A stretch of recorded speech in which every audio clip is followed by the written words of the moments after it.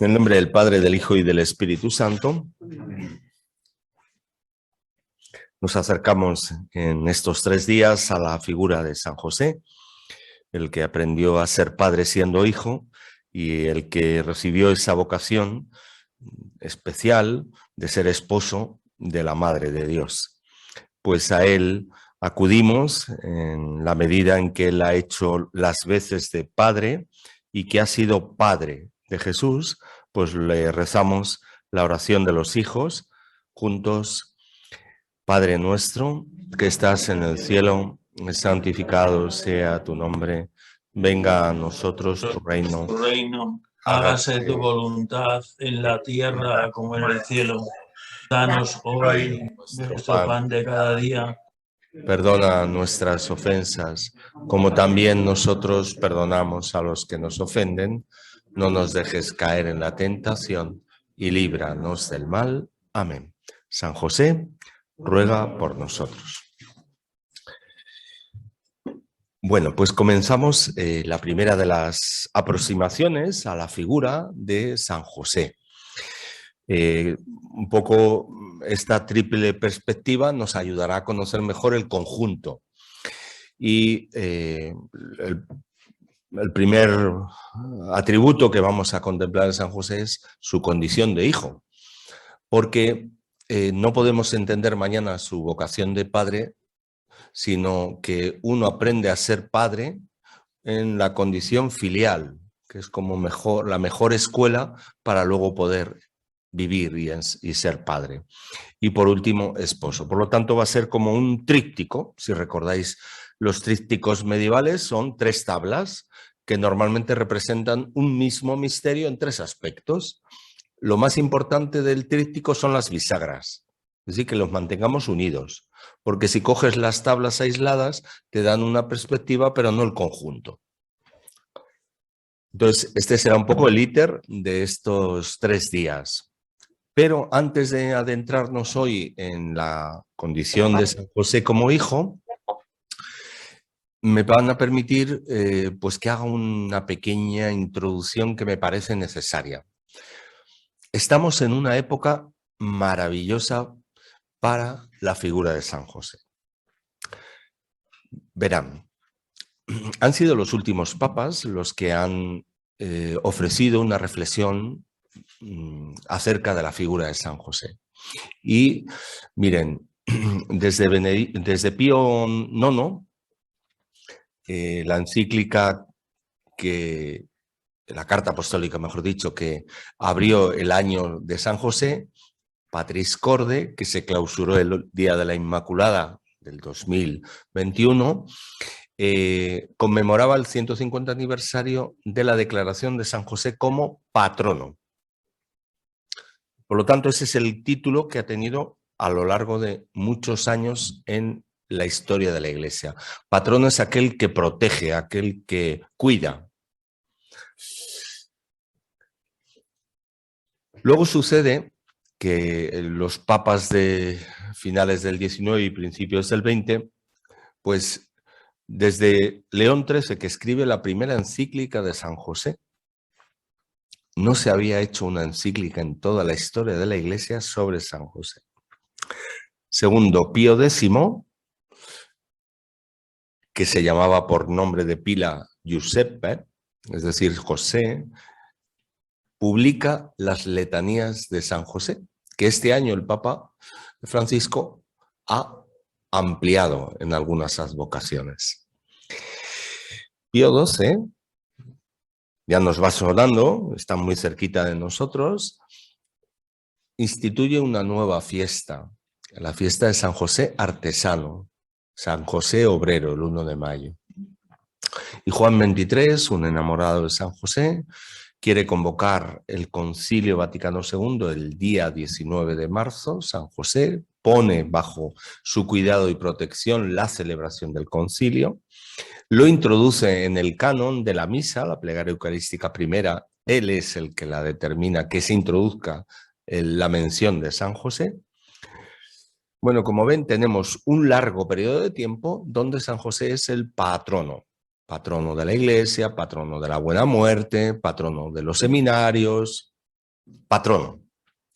Hay un paso más con San Juan Pablo II y la encíclica Redemptoris Custos. Asume el concepto custodio como aquel que mejor refleja la misión y la vocación de José, el que ha custodiado el misterio de Jesús. Y ese ha sido un acercamiento de José a Jesús. Pero la gran novedad, el atrevimiento, nunca se había atrevido tanto el magisterio de la Iglesia, es llamar a José Padre, sin adjetivo. Lo vamos a ver mañana. He recogido más de 30 adjetivos de José como padre. Padre putativo, padre legal, padre justo, todo con tal de salvar dos cosas. Que Jesús era el Hijo de Dios, Padre, y que nada había tenido que ver José con la concepción de Jesús. Para salvar la virginidad perpetua de María, se había inventado un montón de adjetivos que se aplicaban a José. Con el Papa Francisco se le aplica el título de Padre sin adjetivo y lo justifica, lo cual es un paso muy importante en presentar la figura de José en cuanto Padre de Jesús, porque lo fue y mañana nos permitirá verlo. Hago un poco este recorrido para que veamos cómo ahora mismo la figura de San José es una figura que ilumina muchos aspectos de la vida de la Iglesia y de la vida de la familia. ¿Vale? Esta aportación yo creo que todavía está por desarrollar y por explicar. La teología tiene que sacar todo el contenido de este título que se le ha aplicado de San José como Padre. ¿Vale? Bueno, dicho este prólogo, vamos a adentrarnos entonces hoy en el aspecto que quería aportar de San José en cuanto hijo, la condición filial de José. Porque si no entendemos bien esta, mañana vamos a ver que uno no empieza a ser padre de la nada, sino que recogiendo toda la experiencia de hijo, puede vivir y aplicarla en su condición de padre de Jesús, su hijo. Tenemos un problema, y es que en el Evangelio de San José se dice muy poco. Pero otro problema mayor es que él no dice nada. No tenemos ni una sola frase de San José. Con lo cual, hacer un esbozo de alguien que no abre la boca nos resulta más difícil. Pero si tenemos algunos datos, nos van a servir para hoy dos versículos especialmente, Lucas 1:26 y Mateo 1:16. Esos dos versículos van a servir de hilo conductor para rastrear 10 cualidades de San José como hijo, que luego le servirán para vivir su paternidad en relación con Jesús y su esponsalidad en relación con María. Pues estos 10 títulos, esas 10 cualidades, vamos a ir presentándolas. Bueno, partimos del texto de Lucas 1:26, donde dice que envió Dios al ángel Gabriel a Nazaret, a una ciudad llamada Galilea, a una virgen desposada con un hombre de la casa de David llamado José. La virgen se llamaba María. Este es el versículo escueto que nos dice San Lucas 1:26. ¿Qué nos dice el nombre de José? Que ese sí es un dato que nos da el evangelista. Su nombre. El nombre de José era un nombre muy corriente entre los varones de Galilea. O sea, no es un nombre original, era un nombre bastante común. Pero el enfatizarlo aquí en este contexto tiene especial, podría haber dicho que es un hombre de la casa de David. Hubiera bastado. El llamado José está queriendo decir que tiene una especial preocupación por significar que este hombre era singular, era especial. Por eso lo primero que estamos viendo es que era un hombre de un gran corazón. A mí me parece que esa es una de las características primeras que aparecen en San José. El hecho de que lo mencione es un hecho ya relevante. Segundo, que es un hombre de bien. ¿Por qué? Pues porque San José, puesto en la tesitura de ver que su mujer, María, está desposada con él y empieza a vivir ya una experiencia de gestación, José decide no repudiarla. Eso solo lo puede hacer un hombre de bien, un hombre bondadoso. Tercero, frente a la tesitura de la gestación de María, la ley se lo permitía, o denunciarla y acabar todo en un periquete, la lapidación en la plaza pública, o retirarse y evitar el problema. Conmigo no tiene nada que ver. San José decide otra intermedia, permanecer fiel al lado de María sin denunciarla y sin abandonarla. Es un hombre fiel, un hombre de fidelidad, de palabra y de corazón. Estas son virtudes que si no luego no se entienden cómo esa paternidad está sometida a prueba y se mantiene porque la aprendió en esta condición ya filial. También sabemos que es un hombre prudente. Es un hombre que sabe respetar los tiempos, que no tiene como esa rabieta para solucionar humanamente las cosas, sino que es un hombre que sabe esperar los tiempos de Dios. De la casa de David, esto nos da más datos, quizá, de la condición filial de José. Ciertamente, José es hijo de David. Es más, no ha desmerecido nada de su padre David y desciende de David en línea directa. Es verdad que menos por la carne que por la fe. Pero ser de la casa de David significa introducir una descendencia regia en toda la genealogía de Jesús. Por eso el Señor ha encontrado un nuevo David, que es José. Un hombre prudente, un hombre fiel, un hombre servidor, un hombre leal. Como vemos en David, podemos pensar que lo es José de la casa de David. Porque ser de la casa no solo es ser descendiente, sino es heredar como todo el patrimonio moral y todo el patrimonio familiar. Esta familia es, y se le aplica a la familia el título o la cualidad. Bueno, pues de la casa de David es toda la herencia, todo el patrimonio moral se le puede aplicar también a José. ¿Qué es eso de desposada? Bien lo sabemos, ya nos lo han explicado muchas veces. Estaba prometida, aún no habían contraído matrimonio, pero ella suponía un compromiso definitivo. José se ve en la encrucijada de, al estar ya en estado de gestación, él sacrifica su libertad por un bien mayor. Podía haber sido libre para contraer nuevas nupcias.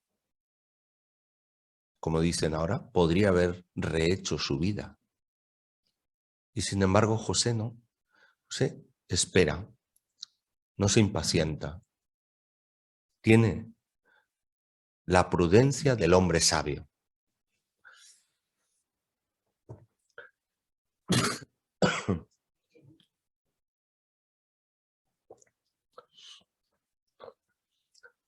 Vamos a recordar un episodio que seguro que todos tenemos en la cabeza, que es José, el hijo de Jacob, el que fue vendido por sus hermanos. Bueno, por cierto, si tienen ganas, y les aconsejo una magnífica novela de Thomas Mann, este escritor alemán, que versionó este relato del Génesis en 4 tomos, José y sus hermanos. Maravillosa novela. Está traducida en español en ediciones B. Bueno, pues enfatiza ahí el libro del Génesis 30:24 que José significa que el Señor me añada otro hijo. Eso es lo que significa José. Que entendido en la boca de Raquel, de Jacob, cuando no había podido tener hijos, entendemos que el nombre de José es una súplica que se le pone a este hijo. José es el preferido de Jacob, se convirtió en objeto de odio para sus hermanos. El Señor dio la vuelta a la situación y hizo de José el salvador de los hermanos que estaban sufriendo las penurias en Israel. Es decir, Dios introduce en el primer José como ya un signo y una cualidad que va a acompañar a todos. Los desechados, los proscritos, se convierten en el designio de Dios en salvadores. Un pequeño apunte. Yo no sé hebreo, pero dicen los que entienden que José y Jesús tienen las mismas consonantes, que en vocales no hay. Como queriendo decir, ya hay un parentesco que une a José y a Jesús. Por eso, una vez que José ve este plan de Dios, José se vuelve un hombre agradecido. No es un hombre rencoroso o calculador, sino que es un hombre que agradece que Dios vaya haciendo esta historia de la salvación.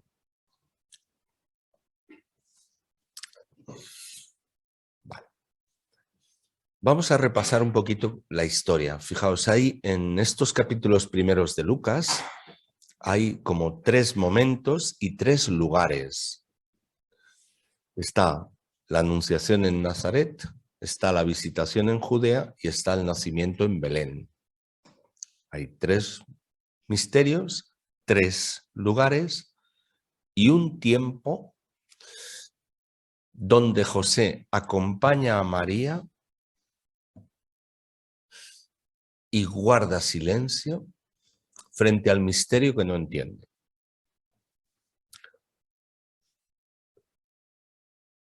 Vamos a conjeturar un poco.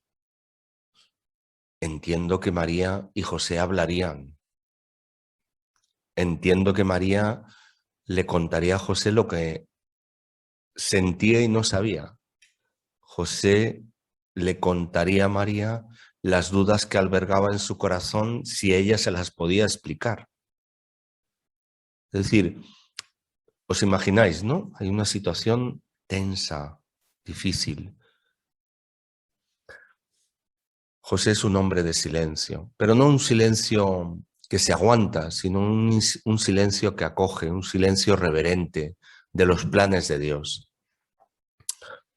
¿Podremos pensar que José vive una crisis espiritual? Algunos autores sí lo creen.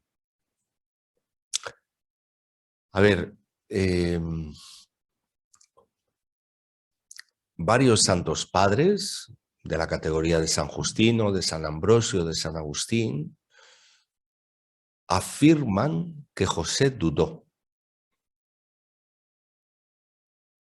Será muy tardíamente, en el siglo XIII, con San Bernardo, que es la teoría que se ha impuesto luego posteriormente en la teología, que San José no dudó ni pudo dudar, porque su fe era más poderosa que la duda. Bueno, son cuestiones abiertas. A mí me parece que la humanidad de José, que caipa la posibilidad de la duda, no desmerece su fe. Porque luego en paralelo Estos autores también hablan de si María, al pie de la cruz, dudó. Y algunos autores dicen que sí, pero inmediatamente Dios la confortó. Porque la semejanza con la humanidad no se puede hacer sin incorporar también el sufrimiento. Y la duda, en momentos críticos, forma parte de la salvación. ¿Vale? Luego os cuento alguna cosita. Entonces, como punto sexto es José, el hombre del silencio. Y como punto séptimo, el hombre que acepta los cambios de planes sin dudar. Yo creo que esta es una de las cualidades que quizá a José le peguen mejor. ¿Cuánto nos cuesta que las cosas no nos salgan según nuestros planes, según nuestros proyectos? Y descubrir que Dios puede escribir derecho con renglones torcidos. José estuvo encontrando el renglón derecho toda su vida torcido. Todos los planes al revés. Y sin embargo supo aceptar los cambios de planes como venidos de Dios. Eso supone una gran docilidad interior. No rigidez, sino saber acoger y adaptar la vida a la voluntad de Dios, al proyecto de Dios.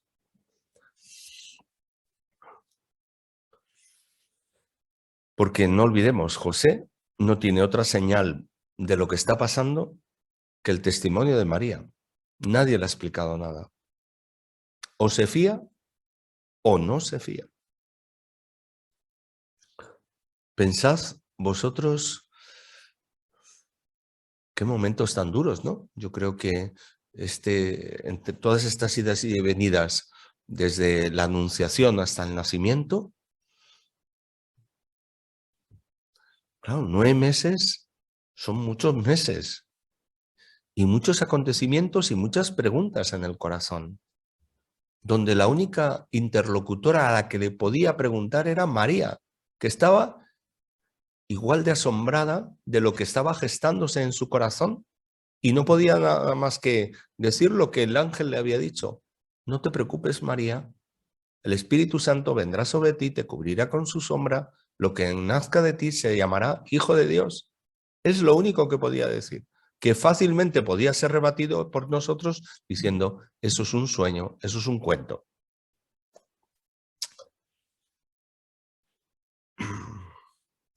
Bueno. Hay algunos autores que afirman que se comprende fácilmente que José vacile porque no tiene una señal del cielo. Bueno, pues esto hace más grande a José, porque toma una decisión como un hombre responsable, sin señales a favor. Esto no se improvisa. Sobre todo en la vida de fe, en la vida espiritual, en la vida de cristianos.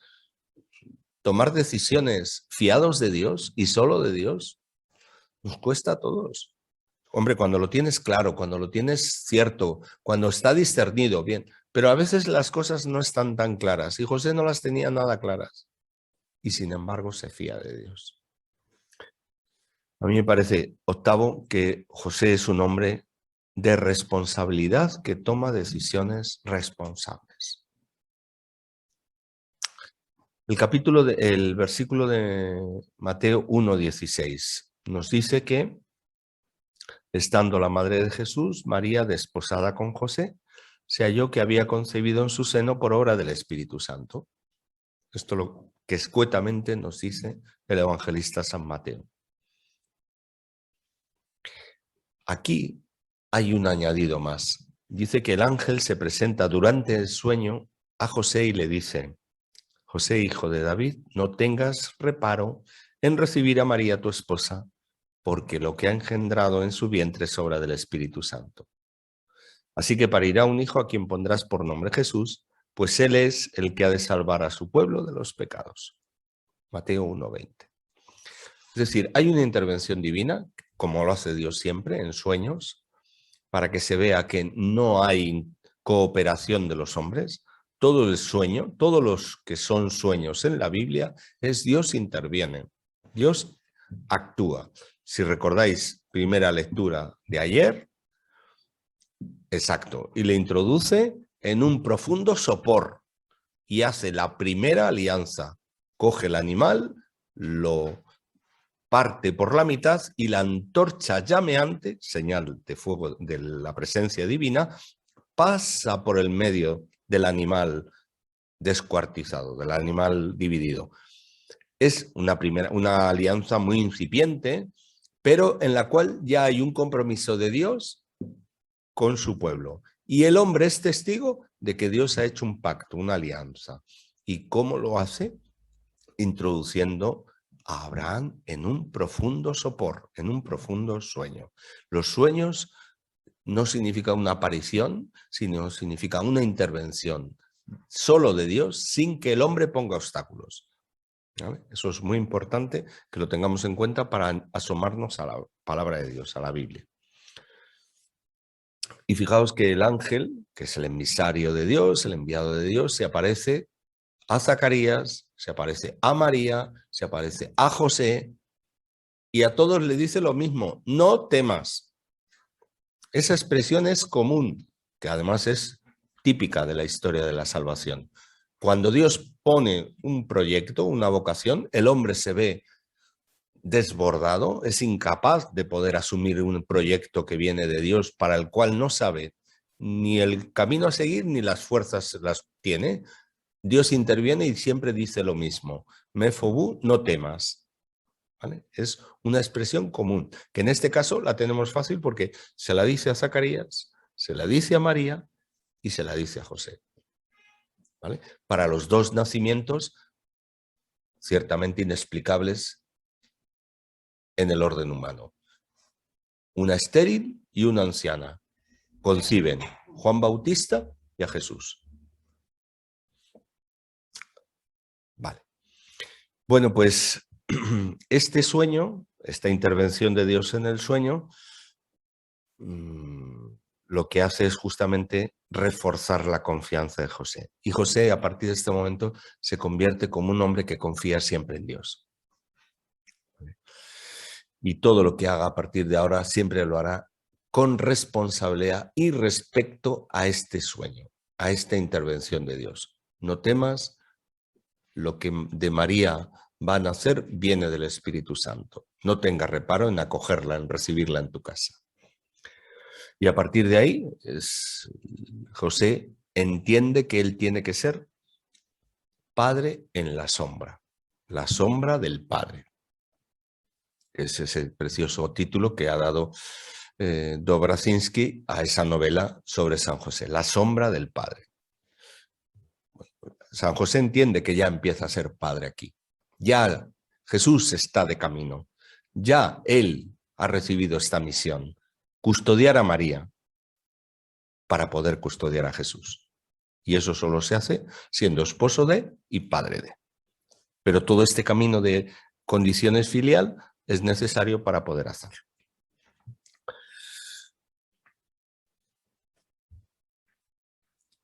Vale. Bueno, aquí abrimos un tema debatido, sobre todo en la Edad Media, que es cuando los teólogos más han reflexionado sobre este tema, porque no era fácil poder explicar el buen final sin que José hubiera tenido no solo dudas, sino que José, algunos hablan, y en la Edad Media se configura esta definición, que San José fue mártir. Mártir en el sentido que aceptó el sacrificio como inmolación.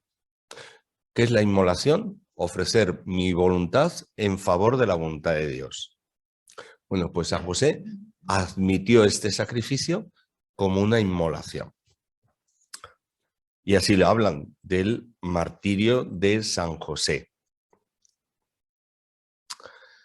Bueno, si recordáis, hacemos un poquito de memoria y así hablo de mi libro. Cuando el año pasado hablábamos del primer San José joven, que se pinta, aparecían en la parte del cielo 3 coronas, que es lo que se llama en la triple corona josefina. Y le coronan en 3 facetas. San José es mártir, San José es doctor y San José es padre.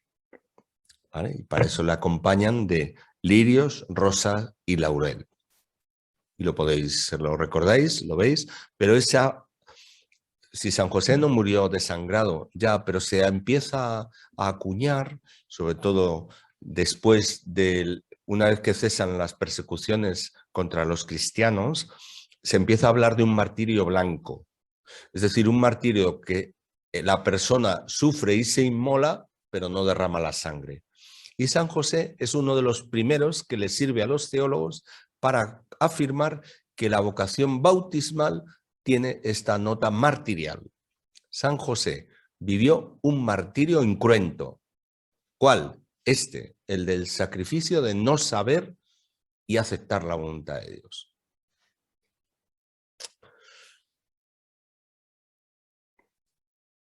Es decir, San José sufrió.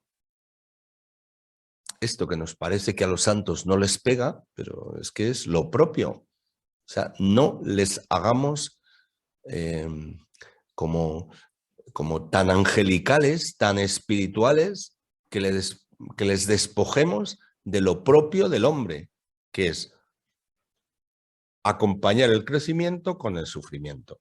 Entonces, San José llegó a ser padre cuando aprendió sufriendo a ser hijo, como el Hijo de Dios. Aprendió sufriendo a obedecer. San José aprendió a ser padre también incorporando estos sufrimientos. ¿Vale? Y por eso, ya digo que es un martirio incruento. Bueno, algunos hablan incluso de la cruz de José, en paralelo a la cruz de María. María, claro que el que cargó con la cruz y el que murió en la cruz fue Jesús, pero María entendemos que está al lado de la cruz. Pero es que José también está con su cruz. Bueno. Voy terminando para decir lo siguiente. Creo que tendríamos que reparar bien en el momento más crítico, tal como nos lo relatan los evangelios y tal como sabemos por la historia del pueblo de Israel, que es la decisión interior que tiene que tomar José si repudiarla a María o no. Había dos posibilidades según el código del pueblo de Israel. Se denuncia públicamente a la adúltera, conforme a la ley de Moisés, se hace un fantoche de juicio, se pueden presentar pruebas, pero cualquiera vale, la de un varón, no la de una mujer. Incluso personas que no tuvieran que ver con la familia podían testificar. Es decir, lo tenía todo fácil para que la cosa a María le hubiera pasado un buen precio.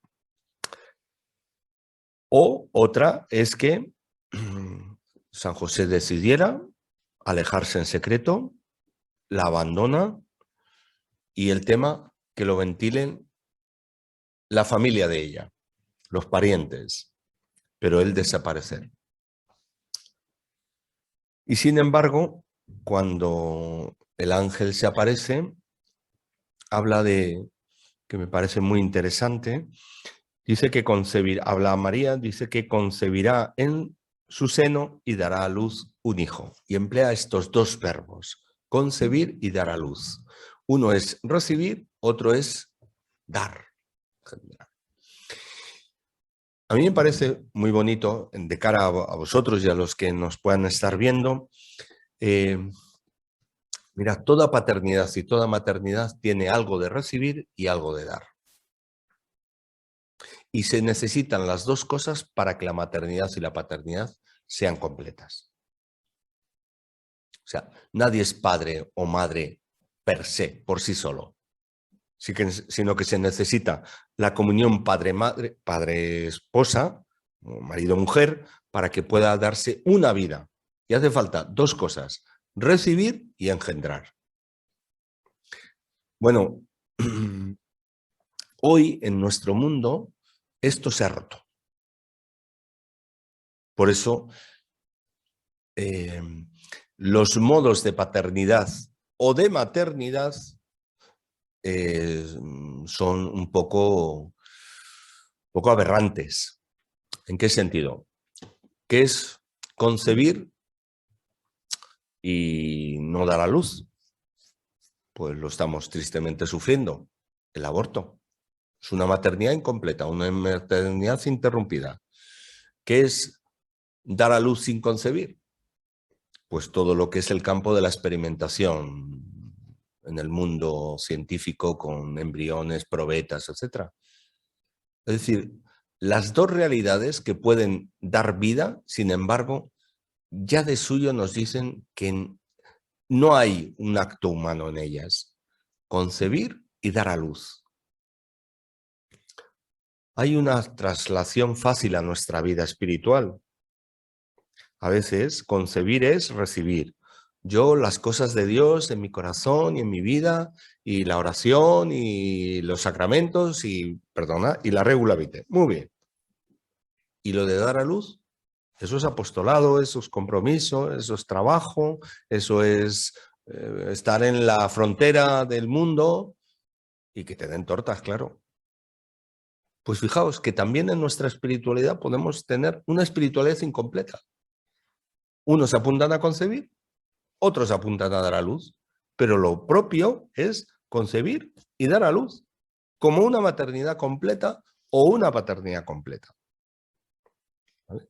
Y en este caso queda muy claro que en María y en José, concebir, dar a luz. Vale. Por lo tanto, conclusión. Nos queda claro que José en este recorrido ya está preparado para poder ser el esposo de María y el padre de Jesús, su hijo. Todo esto supone un aprendizaje también humano. Nadie nace sabiendo. Y las cualidades humanas que se requieren para ser padre y esposo, todos, también José, las hemos recibido siendo hijos e hijas de nuestra familia. Y siendo buenos hijos, aprendemos a vivir la paternidad y la responsabilidad en la vocación concreta a la que Dios nos llama. No pensemos que San José empieza a ser padre y esposo sin haber tenido en la mochila todo este recorrido y todo este bagaje. Solo hay una pequeña nota en esta unión María-José, José-Jesús. Y es que en todo matrimonio, en Judea, luego ya las cosas han cambiado, pero vamos, en el matrimonio judío, pues el padre era el dueño. En el matrimonio de José con María, no es ella la que sirve al marido, sino es el marido el que sirve a ella. José está al servicio de María por la vida, por el tesoro que está gestando. Y juntos, María y José, una vez que nace el niño, el Hijo de Dios, se ponen a servirle a él. Luego, hay un orden que es lo que hace especial esta unión, este matrimonio. Y es que no es el padre al que se sirve, el amo, el dueño, sino es María por la vida que ha concebido y que está gestando, a la que José sirve. José sirve a María porque así sirve a Jesús. Y cuando nace Jesús, José y María se ponen al servicio del chiquirritín, del Hijo de Dios. Bueno, nosotros que somos hijos con minúscula, en el Hijo, en la vocación de padres y madres que habéis recibido, o en la vocación de padre que he recibido, no podremos vivir bien nuestra paternidad y nuestra maternidad, renunciando a nuestra filiación, a nuestra vida filial, a la que nos ha sido la mejor escuela para poder luego aprender a vivir la vocación a la que Dios nos ha llamado. Creo que en José, aunque esto tenga mucho de conjetura, porque tenemos pocos datos y en la Biblia menos, y son los teólogos y los padres los que se aproximan, pero todo es una opinión teológica. Me parece que si podemos ensalzar que José fue padre, Patris Corde, padre de Jesús, la primera vez que se afirma, San José, padre sin adjetivo, y San José fue esposo, me parece que la mejor escuela para aprender una y otra vocación fue justamente siendo hijo. Y estas cualidades humanas que hemos rastreado en esta vida oculta de José, me parece que le capacitan para esta doble vocación que veremos mañana, como padre y como esposo. Pues 9:10. Voy a ir trayendo estos días algún libro, si alguno quiere hincarle el diente, pues nada. Luego, pues a lo mejor lo podemos enviar por el chat, pero bueno. Hay uno de Fabrice Haddad, que este es un bestseller, es padre de familia de 5 hijos, se ha retirado del mundanal ruido y ha querido vivir en una casa como muy apartada y se dedica a la publicación y a ser padre de sus hijos. Bueno, me parece la originalidad que tiene es un poco en la línea de lo que hemos estado viendo, que San José fue un padre corriente y moliente como los demás, que aprendió a darse coscones en la vida y que así aprendió esta humanidad que luego le sirvió para ser padre y educador de Jesús. Muy sugerente en un estilo más bien de ensayo. Y luego hay otro muy sencillito, San José, maestro de vida espiritual, pensamientos espirituales sobre San José. Bueno, este es como una reflexión en voz alta, una meditación en voz alta de un hermano dominico, Dominique Joseph, que, bueno, pues sirve un poquito para la oración, para calentar el corazón, si uno quiere adentrarse en este misterio de José. Este está bastante pegado a la palabra de Dios y este es como un ensayo libre, pues reflexiones desde un ensayista que quiere acercarse a la figura humana de José. Me parecen interesantes los dos y nos pueden ayudar. Pues había algún tiempo de preguntas, si yo las sé contestar, pues o aquí o en pantalla. Sí, me parece primero preguntas de aquí y luego para tener un orden. Perfecto. Dicen primero en la sala y después en la pantalla.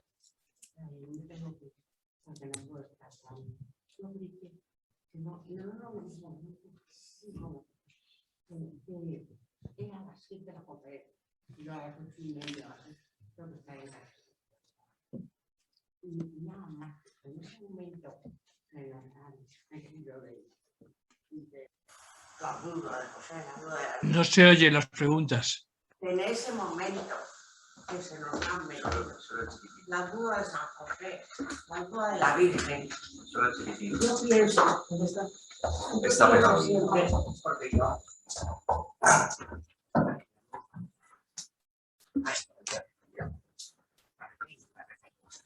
Yo pienso, en ese momento estaba diciendo y a la duda de José. Pues yo sé, vamos, siempre lo he creído así. Y además, algunas veces he tenido la suerte de experimentarlo. La suerte en situaciones muy difíciles. Dios nuestro Señor, para todo lo que nos envía, nos manda las fuerzas. Estoy segurísima que a San José y a la Virgen no les faltaron las fuerzas del Padre Eterno, aunque les metió en una buena encrucijada. Y me voy, que me van a echar en casa.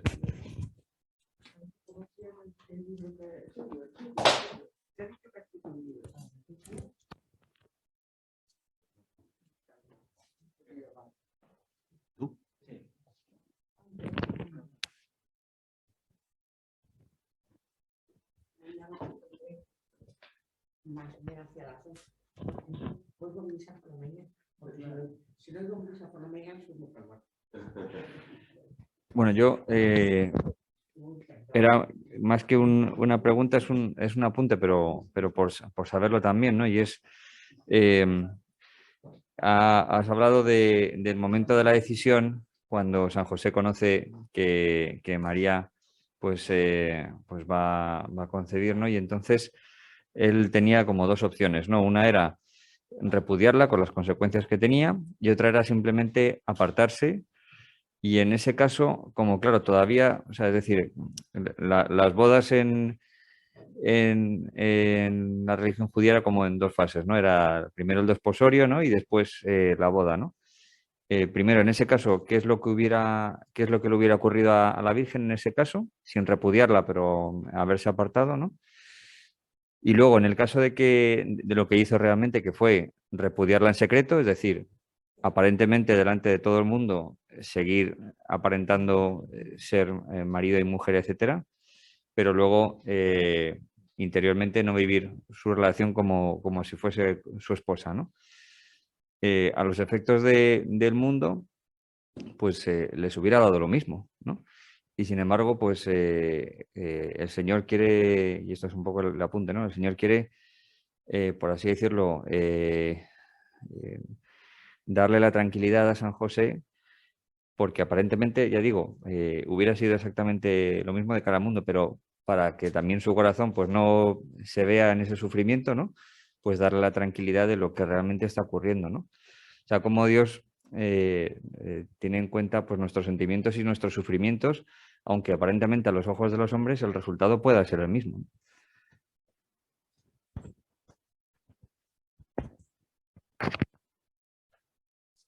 Sí, nada más que confirmar esto. Bueno, suele ser una metodología y una pedagogía muy frecuente en Dios. Normalmente las circunstancias exteriores son bastante adversas, pero el que la vive con una certeza interior de que, aunque no se pueda explicar, ni yo lo pueda explicar, ni los ojos de los hombres lo puedan entender, yo vivo con una convicción interior que me hace vivir sereno y tranquilo. Entonces, suele ser así en muchos casos y en este también.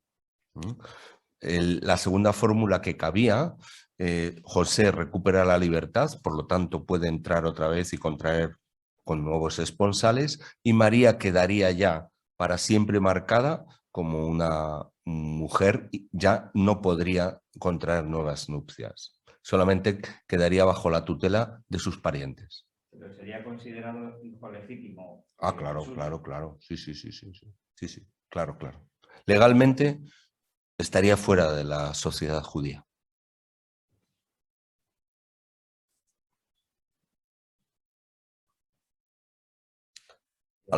¿Alguna pregunta a lo mejor desde casa? Yo tengo una. ¿Se me oye? Sí, ¿Se me oye? perfectamente. Sí.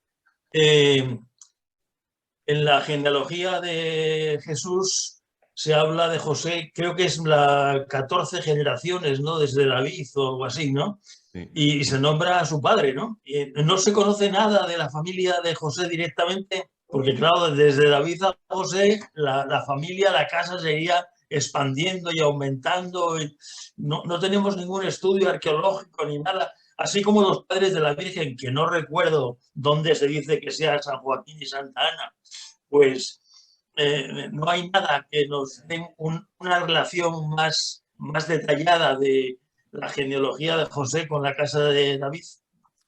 Hasta donde yo sé, son los apócrifos los que cubren este vacío.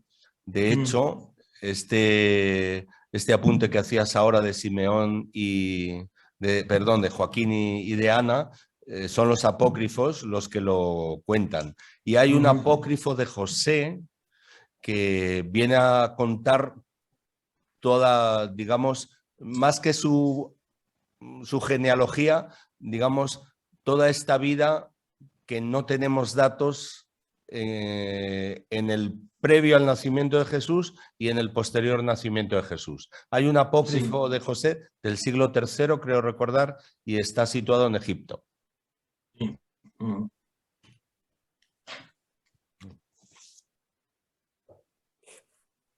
Hola, buenas tardes. Adelante, Teresa. Muchas gracias. Bueno, gracias por la charla. Y una pregunta. Yo he aprendido hace relativamente poco que no existe la vocación de soltero, ¿no?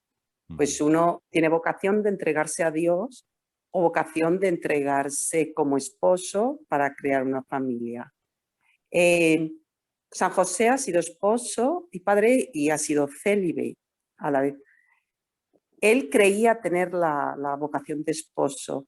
Mi pregunta es, ¿en qué vocación estaría él más? Efectivamente la de esposo, o sea, no es un hombre dedicado a Dios, ese es el martirio que nos estás comentando. Es esposo, pero no ejerce completamente de esposo. Bueno, siempre que hablamos de José y de María, siempre tenemos que hacer como excepción, porque de hecho algunos autores, fijaos lo que se ha llegado a decir, creo que me perdonen los santos si digo algo contra ellos, pero yo creo que es San Cirilo de Alejandría, que dice que el matrimonio de José y de María no fue verdadero matrimonio, porque precisamente le faltaba la unión conyugal que hace que el matrimonio se exprese en el amor. Entonces algunos autores incluso han negado que eso no fue verdadero matrimonio. Nosotros nos parece que aunque falte una parte que entendemos importante, no es absolutamente imprescindible para que pudiera vivir una esponsalidad plena y una paternidad plena. Él no engendró a Jesús y sin embargo fue padre de Jesús y fue esposo de María, aunque no se unió conyugalmente a María. Es que hablando de María, José y Jesús, siempre tenemos que hablar de algo singular, que no se ha dado, o sea, solo se da en ellos y no ha habido continuidad luego en la historia. De todas maneras, mañana, cuando hablemos de la paternidad y pasado de la esponsalidad, algún tema de estos se iluminará también. De acuerdo, muchas gracias.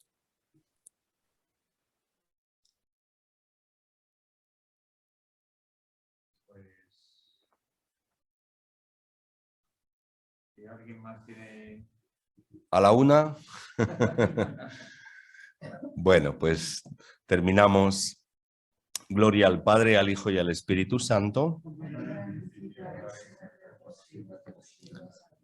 Bueno, pues un saludo a todos los que nos habéis seguido en conexión y a los aquí presentes. Y mañana, si Dios quiere, a las 8 tendremos la San José como padre. Hasta mañana. Muchas gracias, padre. Hasta mañana. Gracias. Gracias. Muchas gracias, padre. Nada, nada.